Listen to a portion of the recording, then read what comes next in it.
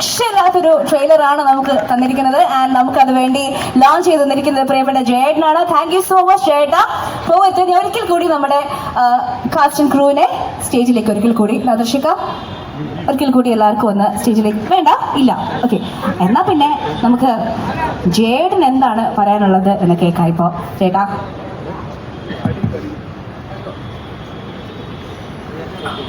ഒരുപാട് സന്തോഷം. ജീവിതത്തിൽ ആദ്യമായിട്ടാണ് പവർ ബാങ്ക് കൊണ്ട് പറഞ്ഞ് ഇനാഗ്രേറ്റ് ചെയ്യുന്നത്. നീ എന്തൊരു കളറാടാ ഇവിടെ കൊണ്ടുവന്നിട്ട് പ്രസ് ചെയ്താൽ മതി എന്ന്. കാരണം അതൊരു ടൈമിങ് അവിടെ ഉണ്ട്. ഞാൻ വിശ്വസിച്ചത് ഇത് വെച്ചിട്ട് എങ്ങനെ പ്രസ് ചെയ്യാൻ പറ്റുമോ.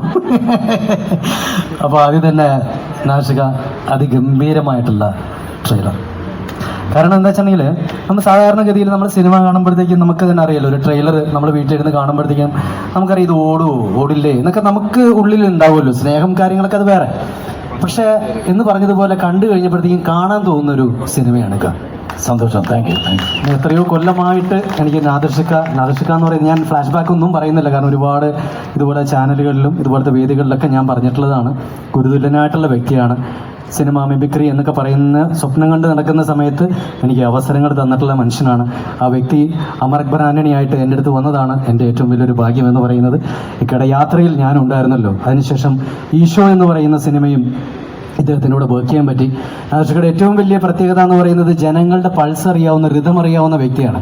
അതുകൊണ്ട് തന്നെ അദ്ദേഹം ഏത് പടം